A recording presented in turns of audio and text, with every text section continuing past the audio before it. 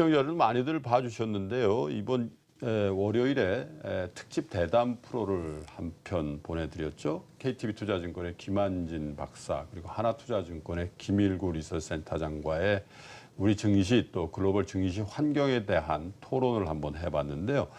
오늘은 두 번째 토론 순서를 준비를 해봤습니다. 추석 이후에 우리 증시 어떤 방향성을 띄고 갈 것인지에 대한 집중 토론인데요.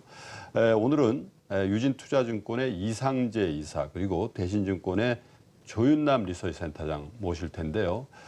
시청자 여러분께 한 가지 좀 양해 말씀을 드려야 될 게 조윤남 리서치센터장이 지금 공항에서 급히 오는데 한 5분여 정도 좀 늦을 것 같습니다. 그래서 일단 토론을요. 이상재 유진투자증권 이사와 먼저 시작을 하고 오시는 대로 같이 토론을 할 수 있도록 그렇게 하겠습니다. 죄송합니다. 자, 이상재 이사님 어서 오십시오. 네, 안녕하세요. 네, 이게 토론인데 일단은 혼자 좀 시작하셔야 되겠습니다. 네. 자, 일단 이사님께서 지금 보고 계시는 9월 초중순의 우리 시장, 추석 전 시장을 한번 정리를 해 주셨으면 좋겠습니다. 예, 일단 이번 그 추석 전까지의 흐름은 크게 보면은 올해 2월 10일부터 시작된 한 흐름, 이머징에 대한 네. 그런 공포의 분위기가 안도의 분위기로 바뀌는 가장 큰 흐름 하나와 두 번째는 이제 6월 23일 브렉시트 이후에 한 두 달 정도 7월과 8월 달에 흐르는 또 다른 흐름, 이 두 가지 정도로 한번 나눠서 봐야 할 것 같고요. 네.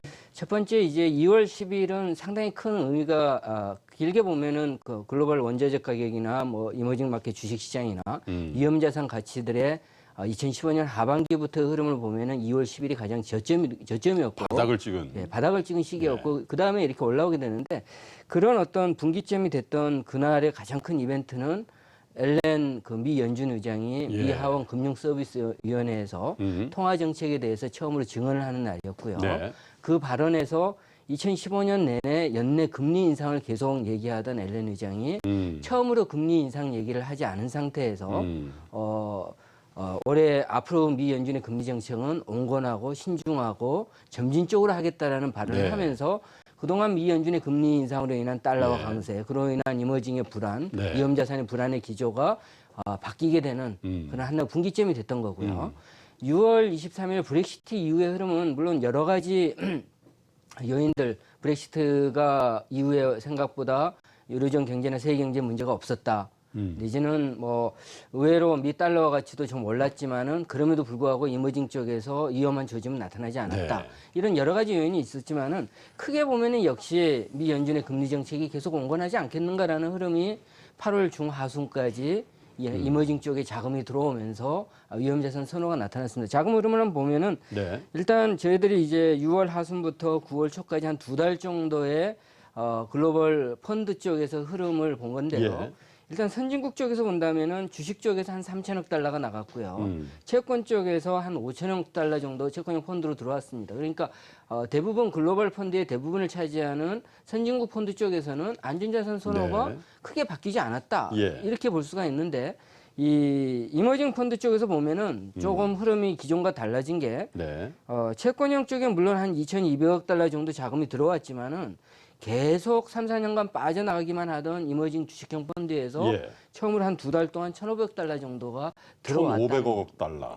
들어왔다는 게 역시 이번 여름 브렉시트 이후에 지난 올해 2월 10일 이후에 안도감이 형성되다가 브렉시트 이후에도 여전히 그게 오히려 안도감에 이어서 이머징 쪽 투자의 기대 수익률이 높아지면서 심지어 이머징 주식형 펀드로도 자금이 들어왔다는 점을 본다면은 뭐 그레이트 로테이션 채권형에서 자금이 빠져서 주식으로 들어온다 이런 단계까지는 해석할 수는 없지만은 일단 위험자산 선호 기조가 그동안 안전자산만 일반적으로 선호하던 기조에서 올 여름 들어서 위험자산에 대한 선호 기조가 생겼다, 바뀌었다. 이거에 대해서는 추석 전에 최근까지 진행되고 있는 한국을 포함해서 이머징 주식시장의 상대적인 강세를 설명하는 가장 그런 배경이고요. 저희들이 주목하는 것은 역시 앞으로 이제 추석 이후나 좀 중기적으로 보더라도 이런 올 여름의 흐름에서도 가장 큰 근간은 미 연준의 통화 정책이 온건기죠. 그 발언이 7월 8월 26일 잭슨홀 연설에서 앨런이 올해 들어서 처음으로 미국의 금리 인상 여건이 강화되었다는 말을 네. 하고 여기에 이제 일부 연준 은사들이 9월 달에도 금리를 올릴 수 있다. 이런 발언을 한 뒤로 지금 최근 시장이 조금 이렇게 올라가는 세를 이어가지 못하고 조정을 보이고 있는 데서도 나온 것처럼 가장 큰 동력은 역시 미 연준이 어떤 금리 정책을 할 것인가 네. 이에 대해서 단기적인 전망과 중장기적인 전망이 필요하다. 이에 따라서 이머징의 주시장 흐름은 달라질 수 있다. 이런 정도로 봐야 할 것 같습니다. 특별히 제가 좀 그 의문점이 드는 건요. 지금 글로벌 자금 흐름에 대해서 우리 이사님께서 설명해 주신 가운데 선진국의 주식형 펀드 쪽에서는 3천억 달러 정도가 순유출이 됐고요. 신흥국 쪽에서는 1,400억이 넘는 순유입이 있었습니다. 그러면 이 위험자산 내에서 선진국 그 주식이라는 게 신흥국 주식보다는 좀 덜 위험한 거 아닙니까? 그런데 여기서는 돈이 규모 있게 빠지고 신흥국 쪽으로는 규모 있게 늘었단 말이죠. 이걸 어떻게 해석을 낼까요? 근데 이 2달 여름 기간 동안에 다우 지수라든지 S&P 뭐 나스닥 다 강했잖아요. 이거 어떻게 해석을 해야 될까요? 일단 그 선진국 2달 정도의 흐름이기 때문에 일단 선진국에서 운용하는 자금이 이머징 쪽으로 빠져나왔다. 이렇게 볼 수는 없는 것 같고요. 네.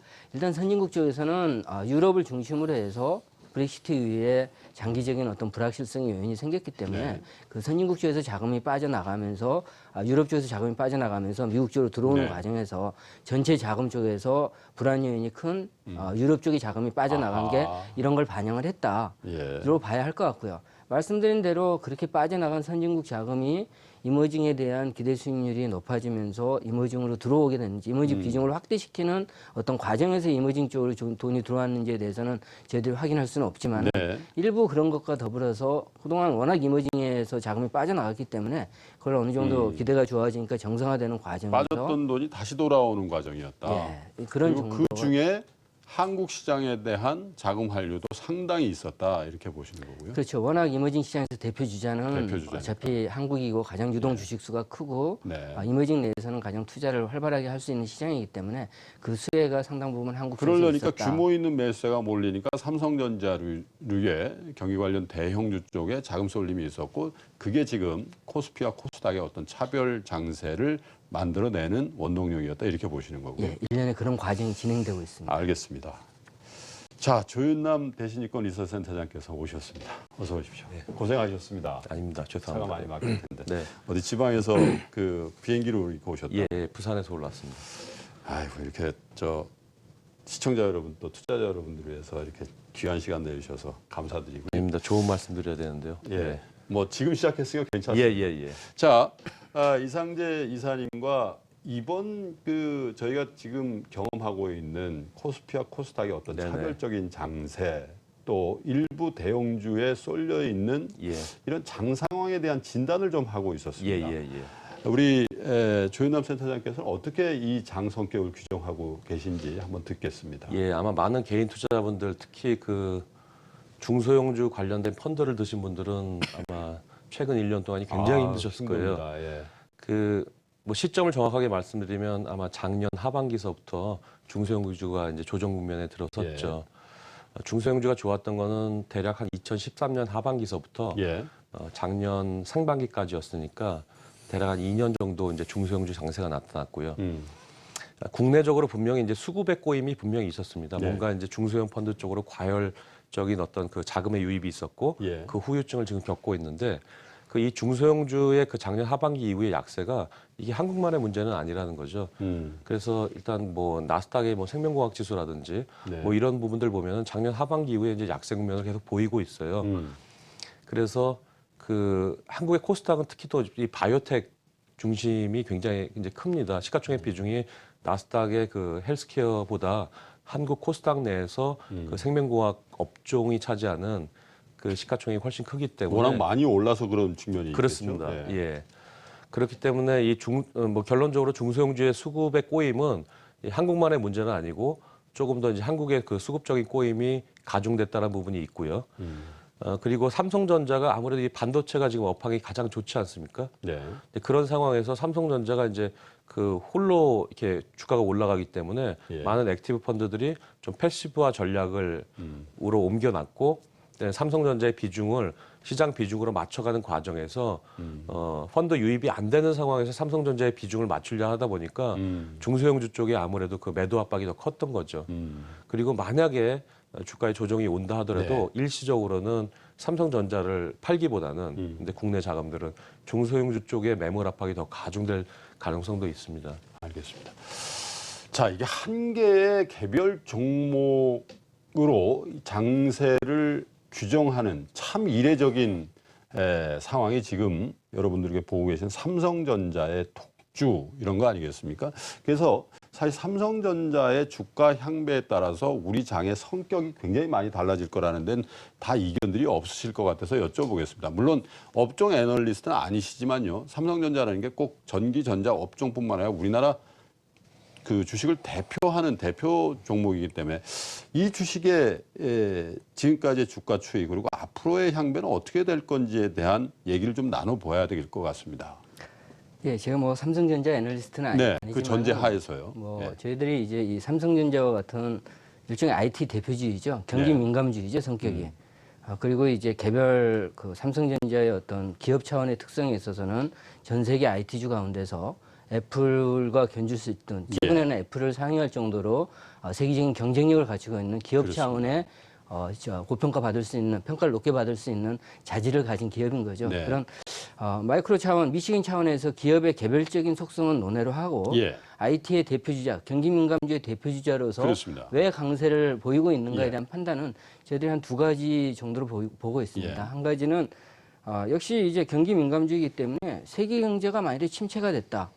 예를 들어서 2011년, 12년과 네. 같은 유로존 위기 내지는 뭐 올 연초 1월 달에 있었던 유로존 은행들, EU 은행들의 금융 불안 이런 세계 경제에 대한 불안이 생긴다면은 당연히 IT주 이런 경기 민감주 삼성전자가 올라갈 수가 없는 거죠. 예. 그 역설적인 이면에는 역시 이제 미국 경제가 올해 뭐 상반기에 1% 성장했다 하지만은 재고를 제외하면 2분기에 2.4% 성장을 했고요. 네. 역시 2% 중반 정도의 미국의 안정적인 성장. 여기에 이제 중국도 작년에는 굉장히 경기 경착륙에 대한 우려가 있었지만은 네. 생각보다 그런 경착륙은 나타나지 않고 6% 중반대의 안정적인 성장을 할 수 있다라는. 특히 최근에 미국의 소비가 좀 살아나면서 예. IT에 대한 수요가 생길 수 있다는 점이 첫 번째 이런 경기적인 측면에서 삼성전자가 강세를 초래한 예. 것 같고요. 두 번째는 이제 아까 말씀드린 대로 역시 올 여름 들어와서 이머징 쪽이 그동안 3, 4년 동안 소외를 받았었는데 이런 세계 경제에 대한 불안 요인들이 완화가 되면서 이머징 주가가 저평가됐다라는 아하. 그런 모습이 나오면서 예. 지금 외국인들이 주도하는 올 여름에 업종 대표주들 삼성전자가 강세가 이어지고 있는데 그런 측면에서 이머징 강세의 주자가 역시 한국에 투자를 하는 경우에 있어서 시장 이머징 전체 거기에 포함된 한국 시장의 강세를 보는 네. 면에서는 과거에도 그랬지만 업종 대표주를 찾아가는 전략이 외국인들에게 전개가 되고요. 이런 어떤 지수의 어떤 상승 여력이 보이지 않을 때는 개별 종목 코스닥 이런 작은 종목으로 가게 되지만은 아까 말씀드린 펀더멘털에 근간을 해서 네. 이머징 시장 비중을 늘리는 차원에서 시장 장세가 전개될 때는 외국인을 중심으로 해서 업종 대표주 그 가운데서도 삼성전자에 대한 살 수밖에 없는 수요가 상황이었다. 증가되는 배경이 네. 최근에 삼성전자가 강세를 가는 배경이고 이러한 흐름을 만들어낸 미 연준의 온건한 금리 정책 기조나 뭐 세계 경제에 대한 세계 경제가 아주 다시 크게 네. 좋아진다라는 기대는 없지만은 예. 온건한 성장을 계속할 수 있다. 크게 무너지지도 않는다.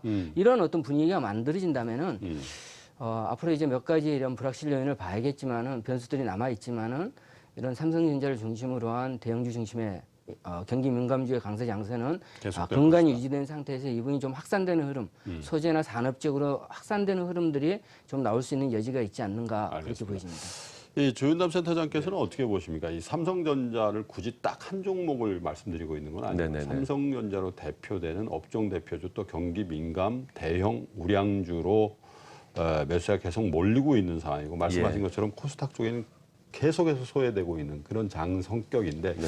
이런 장의 성격이 당분 더 계속 된다고 보십니까? 아니면 얼마 안 남았다라고 보십니까? 주가가 여기서 더 오르든 그 다음에 주가가 혹은 조정을 받든 간에 네. 일단 대형주 우위의 장세가 지속될 거라고 생각을 합니다. 예. 조금 전에 말씀드린 것처럼 만약에 장의 조정을 받게 된다 하더라도 일단 기관 투자자들은 먼저 이 중소형주들을 먼저 팔려고 꼭 한다고 저는 그렇게 생각을 하고 있고요. 예. 삼성전자 혼자 이렇게 독주하는 것은 글쎄요, 삼성전자 어떤 개별적인 요인도 분명히 있지만 중요한 것은 이제 글로벌 자금의 흐름이라고 생각합니다. 네. 이 외국인들의 자금은 그 미국 연준이 금리 인상을 뒤로 미룰 거다. 그리고 그 속도를 굉장히 천천히 할 거다. 뭐 이런 얘기들 혹은 그런 센티멘트들이 만들어지면 굉장히 공격적으로 이 뭐 신흥시장을 사게 돼 있거든요. 게다가 브렉시트 이후에 투자 대안들이 많이 없어졌어요. 그러니까 신흥시장이란 부분이 상대적으로 좀 눈에 보였고 거기다 삼성전자 뭐 반도체 업황이 좋다 보니까 그쪽으로 좀 자금들이 몰리는데 여기서 만약에 이 중소형주가 더 차별화되게 되는 일종의 뭐 트리거, 일종의 또 다른 요인들을 생각해 보면 이제 국제유가가 지금 한 45불대에 있는데 50불, 55불 이렇게 어떤 이유에서든지 간에 오르게 된다라면 뭐 현대중공업 같은 조선주라든지 이런 또 업종 대표들 말씀하신 소재 산업재의 업종 대표주들이 추가적으로 오르면서 이 대형주와 중소형주의 어떤 이 갭을 더 벌릴 수 있다. 차별적인 장세는 뭐 더 나타날 수 있겠죠. 그러니까 주가가 여기서 지금 뭐 한 2,100, 2,150 한다 하더라도 개인들의 어떤 그 펀드의 자금 유입은 당장 나타날 것 같지는 않습니다. 그러니까 자금의 인플로우가 없는 상황에서 뭔가 이 시가총액 비중을 네. 따라가려는 노력들이 계속 될 거기 때문에 좀 차별화 장세는 한동안 좀 이어지지 않을까 그렇게 생각하고 있습니다. 이어서 질문 하나 더 네. 드리겠습니다. 그런 대형주 중심의 차별화 장세가 한동안 계속된다면 그 말씀이 내포하고 있는 건 지수 상승세도 코스피를 중심으로 더 이어질 가능성이 있다라는 말씀이거든요. 그렇습니다. 코스닥의 약세는 그 코스닥만의 약세라고 보지 마시고요. 예. 그 전 세계적인 어떤 그 바이오테크의 작년 하반기 이후에 주춤거림 혹은 뭐 중소형주의 약세 뭐 이런 식으로 이제 같이 생각해 보시는 것이 좋을 것 같습니다. 네. 지금까지 두 분 이상재 이사 그리고 조윤남 센터장과 현재의 장세, 특별히 이 코스피 그리고 이 삼성전자로 대변되는 대형 경기 민감 우량주의 독주라고 할 수 있는 이 장세가 어떤 이유로 형성이 됐는지에 대해서 말씀 좀 나눠봤는데 앞으로가 더 중요할 것 같습니다. 이상재 이사님, 앞으로는 어떻게 보십니까? 지수에 대한 전망도 좀 섞어서 말씀해 주시면 좋을 것 같습니다. 예, 저희가 올 연초부터 가지고 있던 기본적인 그 어떤 시각은 올해는 반등 장세이다. 예. 리바운드 장세이다라고 봤고요. 일단은 역시 작년 내내 이제 미 연준의 금리 인상 예고에 따른 달러 강세, 아까 네. 말씀드린 그로 인해서 이머징 시장이 상대적인 퍼포먼스가 굉장히 안 좋은 흐름이 나타났었는데 네. 올해는 이제 그에 대한 불안이 완화가 되면서 달러 가치가 안정이 되고 그에 따라서 안도감이 이머징에 대한 수요를 나타내면서 이머징 쪽에 위험자산 가치가 올라가는 모습이다. 다만 그건 작년 내지는 지난 2, 3년 동안 무너진 것에 대한 크게 낮아진 것이 제자리를 찾아가는 정도의 리바운드 개념으로 봤고요. 네. 저희들이 이제 추세 상승까지 우리가 트렌드업이라는 표현을 하지 않는 이유는 네. 더 추세의 상승으로 연결되기 위해서는 단순히 그런 달러와 같이 안정을 넘어서서 세계 경제 회복, 특히 중국 경제가 앞으로 성장이 계속 떨어지는 게 아니라 성장률이 올라간다라는 어떤 가능성 내지는 기대가 보여야 큰 되는데 변화죠. 이것까지는 아직은 기대하기가 어렵다. 그래서 지금은 반등 차원이고 그런 의미에서 저희들이 코스피 지수에 대해서 2016년에 대해서 제시를 한 게 2120 정도 내지 이제 여기서 중국 경제가 조금 더 안정적인 모습을 보인다면은 정고점인 2200까지도 네. 연장될 수 있는 확산될 수 있는 여진이 있다라는 게 기본적인 판단이고요. 저희들 다만 이제 단기적인 흐름 쪽에서는 저희가 올 6월 달에 브렉시트 때문에 시장이 한번 크게 흔들렸던 데서 봤듯이 역시 4분기에도 그와 유사한 굵직한 이벤트들은 있죠. 우리가 당장 알고 있는 게 11월 8일에 있는 미 대선, 네. 거기에 대선 후보에 따라서 시장의 변동성이 생길 수 있는 여지가 충분히 있고요. 조금 영향력이 좀 줄어들긴 했지만은 10월 달에 있는 이탈리아 헌법 개정 국민 투표도 예. 브렉시트에 이어서 이탈리아가 아하. EU에서 빠져나갈 수 있는 것과 관련해서 좀 문제가 되고요. 최근에 이제 렌치 이탈리아 총리가 헌법이 부결되더라도 지금 있는 그 내각을 조기 해산하지는 않겠다. 정부를 조기 해산하지는 않겠다라고 얘기를 네. 해서 조기 총선에 의한 어떤 그런 이탈리아의 EU 이탈 우려 이게 좀 완화가 돼서 조금 영향력이 줄어들긴 했지만은 가장 그런 측면에서 본다면은 결국은 다시 우리가 브렉시트를 앞두고서 한 3, 4주 전부터 그게 시장을 영향을 미치기 시작을 했듯이 다시 저희들이 한 10월 중순 정도 간다면은 11월 8일에 있는 미 대선이 한 차례 고비가 될 것 같고요. 이 고비가 무난하게 넘어가진다면은 시장이 우려했던 방향으로 가지 않는다면은 결국은 지금에 있는 분위기는 일단 내년도 상황을 좀 봐야겠지만은 올 연말이나 내년 연초까지는 연장이 이어질 가능성이 크지 않는가 네. 그런 생각을 가지고 있습니다. 자, 2120에서 2200선까지 물론 이제 여러 가지 상황에 따라서 요 정도 레인지까지는 올라갈 수 있다. 그러면 결국 한 5%, 7, 8%선 아닌가요? 지금 주가 상승률로는요. 그래서 한 가지만 더 이어서 여쭙겠습니다. 코스닥이 지금 660선에 와 있습니다. 사실 우리 이 토론을 지켜보시는 많은 개인 투자자분들의 관심은 오히려 이쪽에 와 있을 수도 있거든요. 코스닥의 지금 상승이 얼마 정도 될 것 같냐는 질문을 드리기가 좀 어려운 상황입니다. 반대로 여쭙겠습니다. 코스닥 지수 기준으로 하방이 어느 정도 열려 있다고 보십니까? 저희들이 이제 주로 이제 저희 마켓 이코노미스트들은 시장의 방향을 보기 때문에 네. 대형주 중심의 지수 중심의 어떤 코스피 중심의 전망을 하는데 저희들이 더군다나 이제 마켓 이코노미스트는 그 밸류에 대해서 그렇게 크게 보지는 않지만은 네. 저희들은 그렇게 경제가 무너지지 않는 상황이라면 예. 그동안 2년 정도 코스닥 중심의 가격이 많이 올라오면서 거기 밸류에이션에 따른 어떤 고밸류에이션의 부담이 지금의 조정을 초래하고 있는 것이지 그 밸류에이션의 부담이 어느 정도 거친 상태에서 이게 이익이 악화가 되고 추세적으로 무너진다는 것은 결국은 경기의 향방이 코스피나 코스닥에 대해서 동일하게 영향을 미치는 것이지 코스피에는 긍정적으로 영향을 미치고 네. 경제가 좋아지는데 예. 경제가 좋아지는데 코스피는 나빠진다. 예. 이거는 아니라는 거죠. 예. 밸류에이션 쪽이 좀 고평가됐던 것들이 예. 제자를 찾아가는 수렴하는 정도의 과정이다. 조정이 있는 정도고요. 그래서 저희들이 코스피 지수가 아주 뭐 어디 몇 포인트까지 코스피가 좋아졌을 때 코스닥 지수는 떨어진다. 이렇게 예단하기는 어렵지만은 예. 코스피 전체적인 분위기가 강세를 보이는 상황에서는 코스닥의 조정폭 역시 상대적으로 코스피에 대해서 상대 강도가 약할 뿐인 네. 것이지 조정의 폭은 그렇게 클 것 같지는 않다. 반대 방향으로 갈 가능성이 그렇게 크지 않다는 말씀이시네요. 예, 그렇습니다. 조윤남 선생은 어떻게 생각하세요? 네, 뭐 지수를 말씀드리면 별로 할 말이 없는데요. 그러니까 저희가 작년 그 연간 예. 코스피 밴드를 잡아놨던 것이 1,800에서 2,050입니다. 그러니까 아랫 방향을 좀 많이 봤죠. 주가가 빠질 거다. 그리고 그 주가 하락의 시점을 굳이 잡는다면 8월과 9월, 8월, 9월 달엔 주가가 조정을 받는다. 이제 이런 전망을 계속 유지해 왔는데 지금 이제 저와 저의 전망이 지금 완전하게 틀리는 네. 정반대의 어떤 그 분위기가 연출이 되고 예. 있어요. 이제 그런 그 징후들은 사실 꽤 많이 나타났었죠. 올 구정 때 글로벌 금융시장이 굉장히 불안정하면서 이제 국제적인 어떤 정책 공조화들이 많이 나왔었고 가장 대표적인 것은 미국 연준에서 금리 인상을 올해 안 한다 아니면 네. 올해 한 번 한다 뒤로 미룬다 뭐 이런 어떤 그 정서들이 생기면서 예. 굉장히 시장이 좀 그 위험 자산 쪽에 베팅이 강해졌습니다. 거기다가 브렉시트는 일종의 해프닝이었었죠. 그래서 브렉시트라는 부분이 오히려 이 유동성 확대의 명분을 훨씬 더 많이 만들었거든요. 네. 그러면서 이제 장의 성격은 전 유동성의 힘으로 이 지금 만들어지고 있는 유동성 랠리라고 생각을 하고 있고요.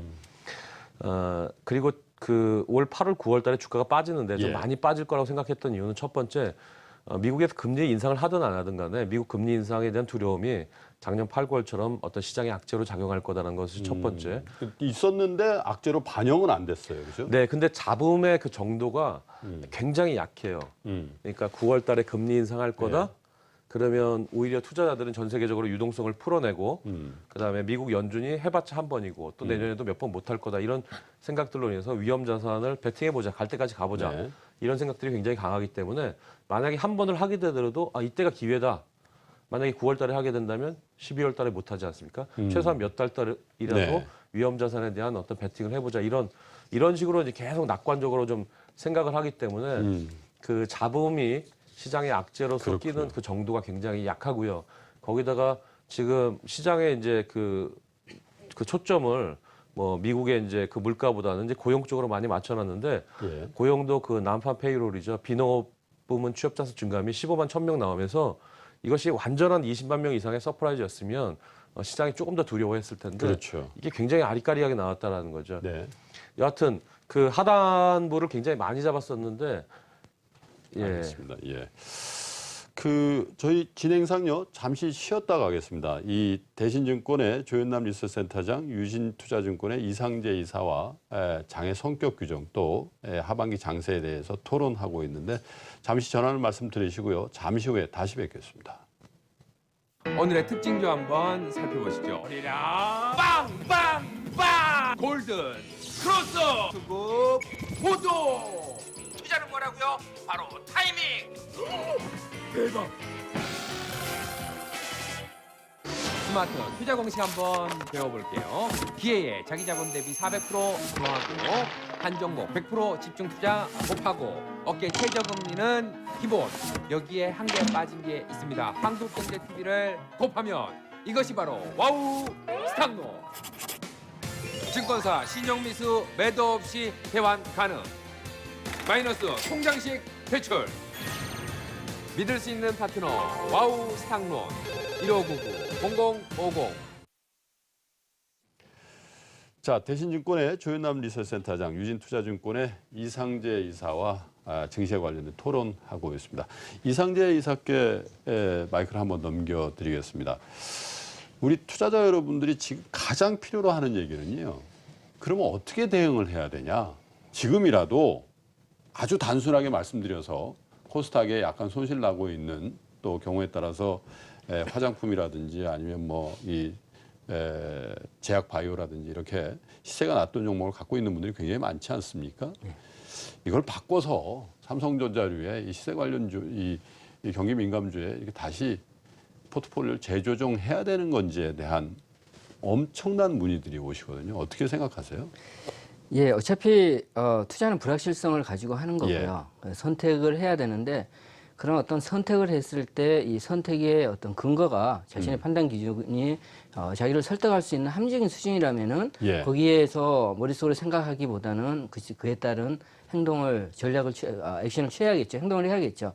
그런 측면에서 이제 저희들이 이제 몇 가지 생각을 하는 거는 저희들이 제시하는 판단이 뭐 옳을 수도 있고 틀릴 수도 있지만은 첫 번째 지금 미 연준의 금리 인상과 관련해서 9월이냐 12월이냐가 굉장히 중요하고 이게 영향을 미치고 있지만은 저희들이 분석에 의하면은 특히 미 연준 내에서 주로 논의되고 있는 최근의 중립금리의 큰 폭 하락 조금 어려운 일일 수는 있지만은 이걸 논의하면서 미 연준이 앞으로 금리 정책을 펴는 데 있어서 미국의 금리가 많이 올라봐야 연방 기금 금리가 현재 0.25에서 0.50인데 많이 올라봐야 1.75 내지는 2% 정도밖에 못 오를 것이다. 그게 이제 기간으로는 한 1, 2년 정도 잡고 말씀하시는 건가요? 그렇죠. 이게 2년이 될지 3년이 될지 모르지만은 따라서 지금 많이 나오고 있는 게 현실적으로 2015년에 한 차례 금리 인상했고요. 지금 2016년에도 어떻게 보면은 한 차례 인상에 그칠 가능성이 큰 상황인데 그렇게 돼 있죠. 이렇게 2년에 걸쳐서 한 번씩 인상하는 기조가 이게 비정상적이고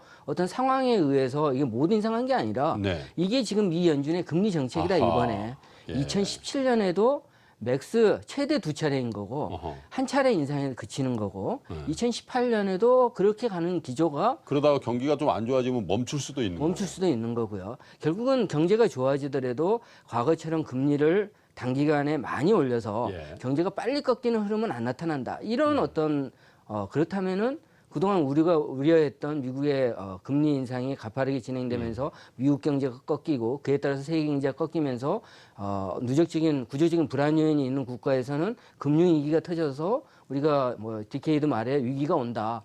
이런 것들에 우리가 공포감을 가지고 있었는데 그런 공포를 가질 필요가 없다. 그런 것들이 지금 미 연준의 어떤 정책의 흐름, 금리 정책의 흐름을 보면은 과도하다. 이것이 이제 첫 번째 판단이고요.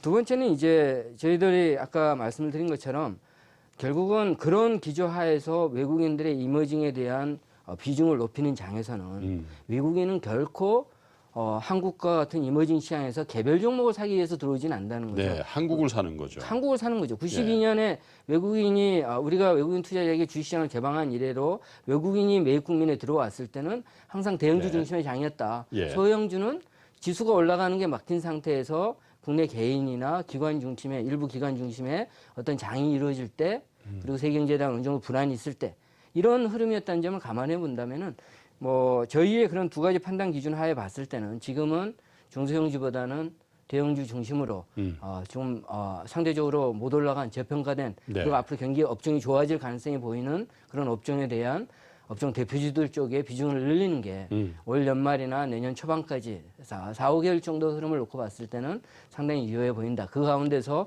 11월 8일에 있는 미 대선이라는 고비가 어떤 방향으로 흐르게 될지 우리가 한번 지켜봐야겠지만은 그 고비를 무난히 넘어간다면은 말씀드린 그 기조가 좀 유효하다 하는 쪽에 말씀을 드리고 싶습니다. 현재 장세 성격에 너무 역행하려고 하지 말고 순응할 필요가 있다 이렇게 정리를 예, 하십니다. 그런 쪽의 분위기가 경제 여건과 펀더멘털 여건이 형성되었다라는 점을 말씀드립니다. 어떻게 보십니까?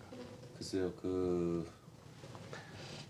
매일 주식을 하거나 아니면 주식을 이미 들고 계신 분들, 그분들이 이제 코스닥이나 중소형주를 산 이유가 있겠죠. 네. 그리고 2013년 하반기서부터 작년 상반기까지 중소형주가 오른 이유가 있을 겁니다. 전 세계적으로 어차피 저성장이다. 이 국면이 한동안 끝날 것 같지 않다. 예. 성장의 돌파구를 찾는 노력 가운데 뭐 바이오 중심의 코스닥이라든지 중소형주 쪽에서 네. 뭔가 답이 있지 않겠냐라는 뭔가 펀더멘탈에 대한 기대를 가지고 사셨을 거예요. 자, 그러면 뭐 미국의 대선에 따라서 저는 판도가 바뀐다라고 생각하지만 지금 사람들이 많이 알고 있는 것처럼 그 힐러리라는 어떤 민주당 정권이 그대로 예를 들면 이 판도를 이어간다라고 봤을 때 지금 저성장 저물가 뭐 그런 어떤 국면들은 한동안 좀 벗어나기 굉장히 어려울 것 같아요. 그 얘기는 또다시 시간이 좀 더 지나면 성장에 대한 어떤 그 갈구하는 마음들이 생긴다라는 거죠. 네. 그래서 주식을 이미 들고 가시는 분들 혹은 주식을 하시는 분들은 뭐 속된 말로 코스닥에 물렸다. 그러면 이제 버텨야 되는 거고요. 그런데 만약에 주식을 지금 안 하고 계신데 신규로 뭐 중소형주가 많이 빠졌으니까 사보자 이런 분들 혹은 바이오주가 어느 정도 조정을 받았기 때문에 사보자 이런 분들은 좀 말리고 싶습니다. 제 전망이 틀릴 수는 있는데요.